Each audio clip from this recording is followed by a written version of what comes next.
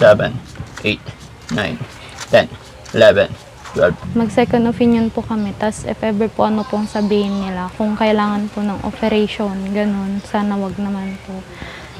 Ano po sana namin, hingin po ulit namin yung tulong nyo para po sa sasakyan po sana. Oh, sige. Sa may Manila po. Mataba na siya, mas okay na po Yung yung last ano nakita niya. namin sa bahay ninyo. Pero nung naka-hospital po kasi siya dyan, mas pumayat po siya doon. Parang yung mata niya mas lumubog na. Yun Meron yung- pang isa, bukod doon, ha? Sasabihin ko sa'yo. Sabi kasi nung pumunta ako doon, parang nasaktan siya sa sinabi mo. Parang dinidibdib, nagigilt siya nung umalis ka doon. Naisip ko din naman po yung Daddy Frankie una pa lang. Mm-mm. Kaya ayoko pong umalis doon kasi yun yung iisipin niya eh. Bongga ba yung binyag? Hindi naman. Ilang baboy kinatay nyo? Isa lang po yung bigay po ng biyanan ko. Ayun, very good. Thank you sa biyanan. Yes. Niimbitahan ko po kayo. Salamat. Maraming salamat po sa binigay niyong tulong para sa baby ko. Sa binyag po niya.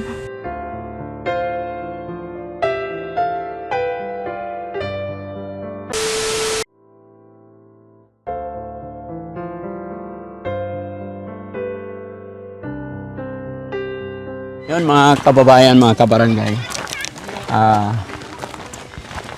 Magandang hapon po sa atin lahat. At hinanap natin yung bahay ni Ate Laika, mga kababayan. After ilang oras, naku Laika, kumusta ka na? Ilang oras kami naghanap ng bahay mo. Sabi mo Shell, hinahanap namin Shell. Hindi naman Shell yun eh. Wala daw pong tatak. Anong walang tatak? Dapat gas station. Pero okay, sige. Kumusta ka na? Upo ka. Ha? Opo po kayo. Oh, sige, sige. Aray ko. Kumusta ang baby mo? Okay naman na po siya. Very good. Kailan kayo nakalabas? Ang hina ng boses ni Ate Laika. Ate Laika, idikit ko to ha. Okay. Kailan ang binyag? Sa 31 po, Daddy 31. Frankie. Opo. Sunday. Opo. Fiesta ba dito? Oo nga po. Nasa Kaya pala sinabay ninyo. Opo. Kaya dito. Opo. Okay, naintindihan ko na. Tapos dito sa bahay nyo? Sa bahay nyo? Dito po. Ito, bahay ng biyanan mo to. Bahay po ng biyanan ko nakikita. Kumusta ang biyanan mo? Okay naman. Nandyan sila? Opo. Alam ba nila dito kami? Okay, baka may masabi, hindi na kami napagpaalam. Okay naman? Hindi naman po, okay lang po. Very good. Yan mga kababayan, no? Magandang hapon po sa atin lahat. Kumusta po kayo? Ito na naman ang Team Daddy Frankie. At gaya na aking sinabi, hinanap namin itong kinaroroonan ni Ate Laika. Medyo nahirapan kami at saka kasuluk-sulukan, no? Pero thanks to God kasi nakarating pa rin ng maayos at ligtas mga kababayan. Dahilan po mga kababayan kung bakit kami nandito or napapunta rito before binyag. Kung pwede naman sana na pupunta kami dito yung araw na binyag mismo. Pero hindi po pwede kasi may mga kababayan tayo or may mga sponsor tayo na nagpaabot ng tulong pinansyal sa anak ni Ate Laika. Kaya minabuti ng team mga kababayan na pumunta dito, no? So Ate Laika, nagpadala po si Ma'am Osi of Australia ng 8,000 para sa anak ni Ate Laika gagamitin sa binyag. Okay? Sabi ng Aussie of Australia, pa-shout out po kay Ma'am Aussie of Australia. At sa nagpapadala kay Aussie, si Ma'am Lorna Alayay. Ayan. So, from Aussie of Australia, nagpadala ng 8,000. Kay Sweet 52 of Texas, USA, nagbigay siya ng 5,000 para po kay Ate Laika. Total of 13,000. No? Yan. So, bigay ko kay Ate Laika yung 13,000. Bilangin natin, be. 1, 2, 3, 4, 5, 6, 7, 8, 9, 10, 11, 12, 13, 14, 15, 16, 17, 18, 19, 20, 21, 22, 23, 24, 25, 26. Total of 13,000. Galing po kay Aussie of Australia at saka kay Sweet 52 Texas ng USA. Ano masasabi ni Ate Laika? Maraming salamat po. May pandagdag na po ulit. Tapos, Daddy Frankie, ang may ano po sana kami. Balak po namin mag second opinion kay Dalia para po sana sa puso niya. Better. Opo, para po mas pag if ever po na mas kasi po yung pupuntahan po namin, parang public hospital lang din po siya. Dito po sa may Kabanatuan. Mag second opinion po kami. Tas if ever po ano pong sabihin nila, kung kailangan po ng operation, ganun, sana wag naman po. Ano po sana namin, hingin po ulit namin yung tulong nyo para po sa sasakyan po sana. Oh, sige. Sa may Manila po. Sa Manila? Opo. If ever po Hindi na... Kabanatuan? Hindi. Sinabi ng Yung sa Kabanatuan, yung sa kukuha kayo ng second... Hindi pa. Sa Kabanatuan po, pupunta pa lang po kami doon pagkatapos po ng nitong binyag. If ever po anong pong sabihin nila doon, kung kailangan po ng operation or hindi pa naman, sana po hindi pa. Pag ano po, kailangan na po niya ng agaran, ganon, ano po kami sa may Manila. Pero pag hindi pa naman po kailangan, hindi pa po namin yan. Pag kaya pa po talaga ng gamot, yun po yung ano. Okay. Saan sa Manila naman? May ano Sa naman? may Heart Center. Opo. Okay. Quezon City? Opo. Alam naman namin yun. Kasi po nung na-hospital po siya sa Tayug, may nag-ano po doon na parang ganun din daw po yung sakit niya, may heart failure din po siya, butas din po sa puso. Sabi nila, parang nag-ano po sila doon, in-explain po nila kung anong mangyayari doon, ganun, if ever kailangan ng operation. Pag ano naman daw po doon, parang magbibigay lang din daw po sila ng medical certificate para po makapag-ipon ka ng gagastusin mo doon, if ever. Kaya, if ever po, yun po yung inaano namin, iniisip po namin sige. pagtapos ng binyan. Oo. Basta mag-pray lang tayo. Opo. Kung nga po pagpunta lang ng makuha po. Maynila, basta schedule natin. Kasi marami rin kaming schedule. Pero alam ko kaya yan. No? Sana nga po makuha pa po sa gamot para hindi na kailanganing pumunta doon. Okay. So, kumusta naman sitwasyon ng baby mo ngayon? Mas okay naman na po siya kaysa nung nandyan po siya sa hospital, Daddy Frankie. Kasi nung nandyan siya sa hospital, nakita niyo naman po nung nasa bahay po siya, mas mataba na siya, mas okay na po Yun yung last ano nakita niya. namin sa bahay ninyo. Pero nung na-hospital po kasi siya dyan, mas pumayat po siya doon. Parang yung mata niya mas lumubog na. Kaya sa pilitan po kami pumunta ng Bulingit para mas matutukan siya doon kasi nga doon na po siya mas Masiyang. Opo, mas Tapos yan. ngayon sabi nila kailangan second opinion. Hindi naman po. Parang sa amin na lang po ang Okay. second opinion para po parang may alam kami doon sa sakit Yes, niya. pwede naman. Para hindi lang po isang doktor. Kung sakali na sinong inaano. kasama mong pupunta. Yung asawa ko po or yung mother po niya. Kasi Okay. baka po bumalik na din sa trabaho to if ever pagtapos po na itong binyag eh. Oo. Kasi yung binyag na lang din po yung tinatapos niya. Sige, walang problema. And then, tawag nito, napanood mo na ba yung Okay. upload namin about sa tatay mo? Opo, naggaling po ako doon kanina pala. Ay, very good. Galing ka dun kanina. Opo, galing po kami ng asawa ko doon kanina dati. Very good. So, Kailangan- pero napanood mo yung upload namin about sa history or status ng tatay mo. Hindi pa po dati. Hindi mo Frankie, pero napanood. may sinend po sa akin si ate na about doon sa uric and niya po. Yung mga in-explain po ni Dr. Lagman. Na ngayon Yung po. mga explain niya. Apo. Okay. Isa rin yun na rason kung bakit gusto rin kita makausap. Ay paliwanag. Kaya gusto ko rin mapanood mo para maintindihan mong maigi yung paliwanag ni Doc Lagman. Di ba? Kasi yung tatay nyo po, explain ko na rin sa'yo, pero after that, panoorin mo pa rin. Apo. Iba pa rin yung maririnig nyo Maririnig mismo yung po. sinasabi ng doktor. No? Explain ko lang sa'yo, yung sakit ng tatay mo, good news kasi gumagaling. Apo, yun nga po yung sabi niya kanina. Yes, gumagaling, nagkakaroon ng improvement, malaki ang improvement. Apo. Kaya lang yung tatay ninyo, nung hindi pa nasabi or hindi pa nakita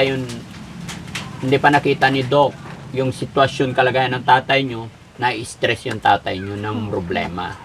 Lalong-lalo na nung hindi pa namin siya nadala, nung tumawag yung ate mo, si Ate Linlin, kay Mami Rochelle, na parang nagmadali, kaya kami, nagmadali rin kami. Opo, nung nangati po ata siya. Oo, nangati siya ng gusto, nagka-rashes. Tapos, isa pa, pinaka-problem talaga ng tatay mo is parang nag-guilt siya sa sarili Opo. niya, na-stress siya. Yung parang dinamdam niya masyado yung nalaman niyang may sakit po siya. Yun Meron yung, pang isa, Yun yung ano. bukod doon. Sasabihin ko sa'yo. Sige. Sabi kasi, nung pumunta ako doon, tapos tinanong ko siya, parang nasaktan siya Sa sinabi ko po. sa sinabi mo.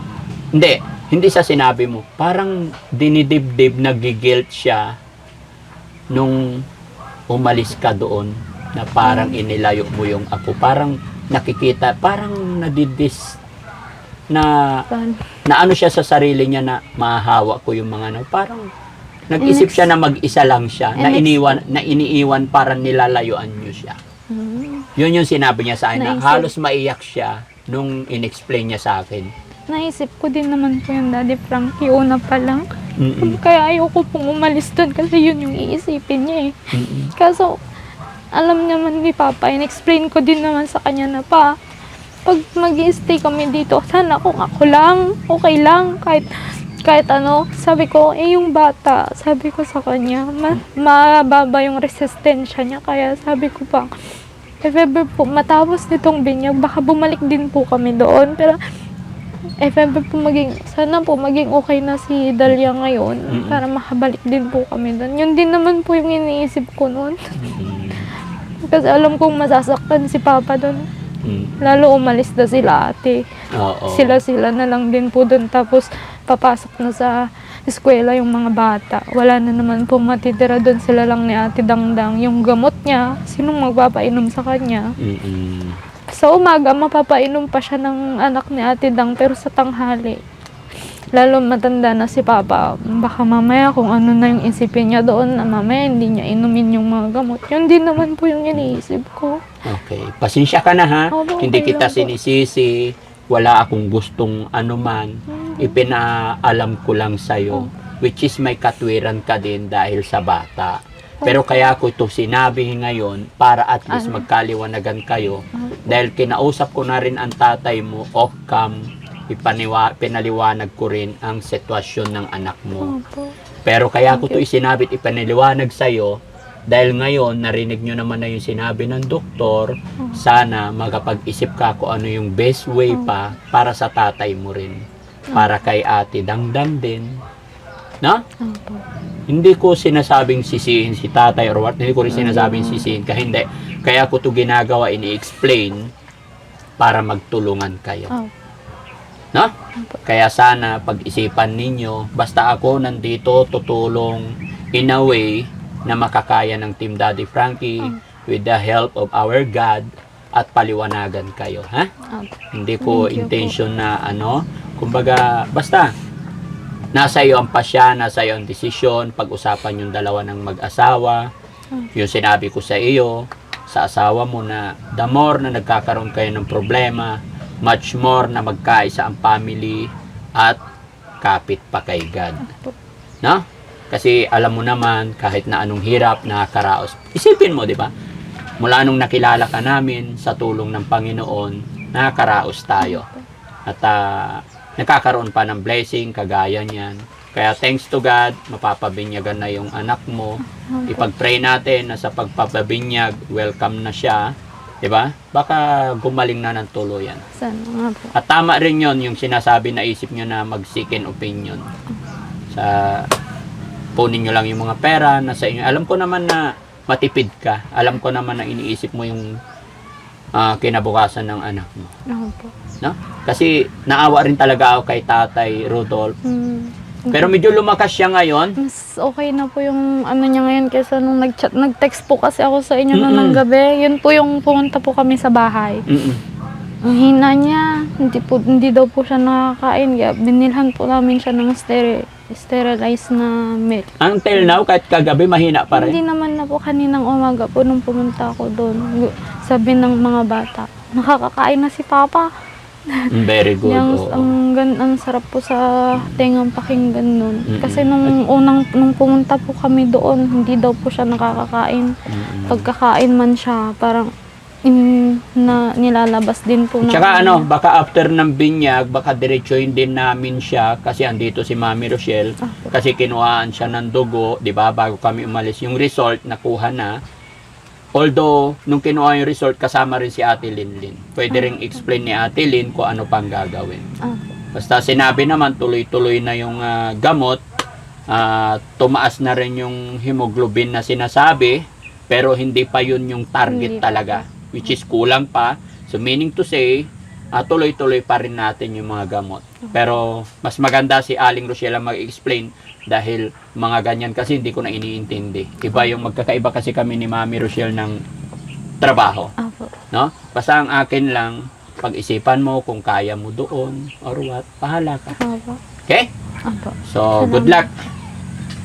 Okay ka lang? Apo. Kumusta naman ang buhay nyo rito? Okay naman po. Busy po sa pag-ayos ng mga kakailanganin sa binyag ni Baby. Okay, bongga ba yung binyag? Hindi naman. Ilang baboy kinatay nyo?